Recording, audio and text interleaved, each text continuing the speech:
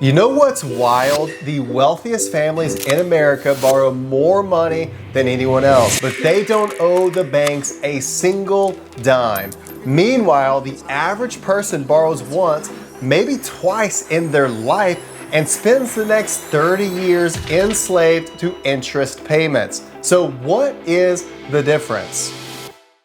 Today, I'm going to show you the invisible financial architecture the ultra wealthy use to borrow millions without ever asking permission from a bank. And more importantly, I'm going to show you how to build the same system for yourself. If you've ever felt like the game was rigged in favor of people who already have money, you're about to understand exactly how they play it. Here's the thing most people don't realize. There are only two types of people in the financial world. The first type asks for money. They fill out the applications, they submit to the credit checks, they negotiate rates that they have no control over.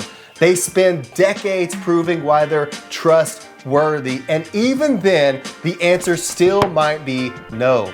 The second type of person never asks for anything. They don't apply, they don't get approved or denied. They simply decide they need capital and they access it. No questions, no waiting, no explaining to themselves or to a loan officer who's younger than their car. Most people think you need to be born into wealth to operate like this, but that's the lie that keeps you trapped. And the truth? You can move from the first category to the second category, but only if you understand what the wealthy are actually doing behind the scenes. Let me paint you a picture. Two people walk into a car dealership. They both want to buy the same $60,000 truck. Person A walks up to the finance desk. They run his credit. He qualifies, but at 7% interest over 6 years. The total cost of this, nearly $78,000. He drives off the lot thinking that he owns the truck, but in reality, the banks own him. Person B never talks to the dealership finance guy, pays cash, walks out free and clear. Sounds like person B is the smart one, right? Wrong. Here's what you don't see. Person A is actually losing his money to someone else's banking system, but person B, he just wiped out $60,000 from his savings. Money that could have been growing, compounding, and working for him in the background. So here's the real question. What if there was a third option? What if you could pay cash for the truck and keep your money growing at the same time? That sounds impossible, right? Until you realize that's exactly what wealthy families have been doing for over a century. They're not using banks, but they're also not draining their savings. They've created a system where they become the bank, and every dollar they spend flows through their system, not somebody else's. All right, let me show you how this actually works. The strategy is called infinite banking, and it's built on a financial tool that most people completely misunderstand: whole life insurance. Now, I know what you're thinking. Life insurance?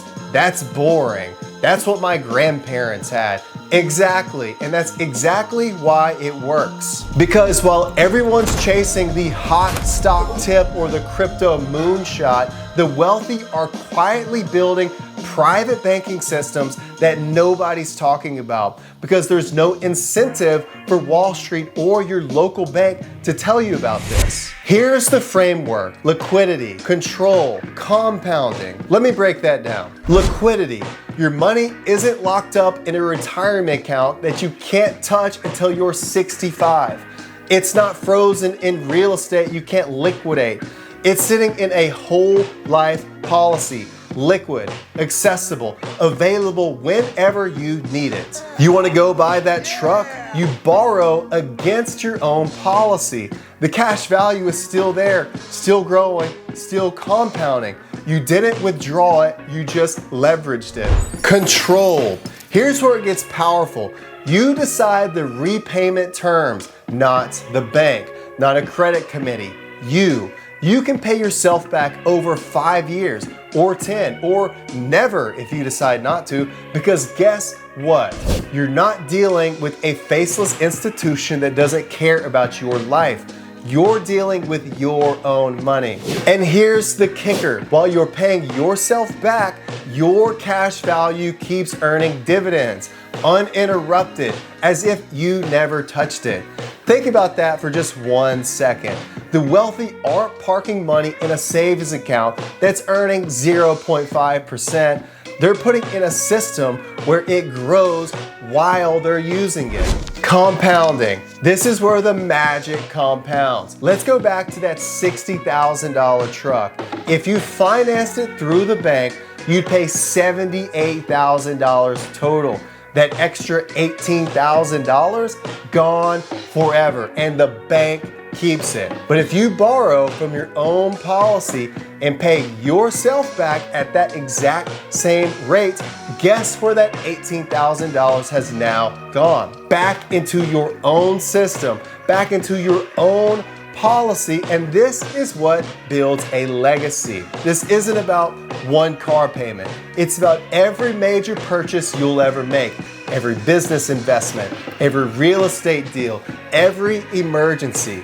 You're recapturing the interest that's used to disappear into someone else's profit margin. So let me show you what your life looks like when you operate this way. You wake up tomorrow and something breaks. The car, the furnace, it really doesn't matter. Instead of panicking or pulling out a credit card at 22% interest rates, you access your policy. Within days, the money's in your account.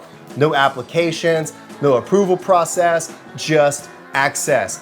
You fix the problem. You pay yourself back over time on your schedule, and your money, it never stopped growing this entire time. That's the piece of this. Or let's say your kid gets into their dream college. Tuition is $40,000 a year.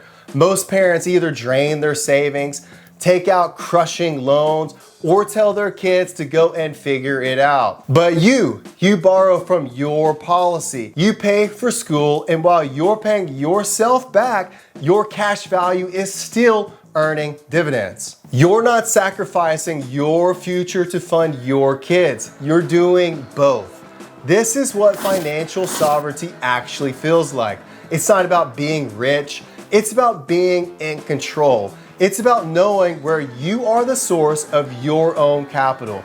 You're not at the mercy of interest rates, economic downturns, credit scores, or just someone else's rules. You've built your own system, and it works whether the stock market is up or down, whether the banks are lending or they're not lending, whether you're 30 years old or 70, because this is not a get-rich-quick scheme. This is a get wealthy slowly and keeping at it forever. This is how generational wealth is built, not through luck, not through timing of the market, but through control, liquidity, and uninterrupted compounding. Look, if this clicked for you, if you finally understand how the wealthy borrow millions but never owe millions, then you're already ahead of 99% of the people.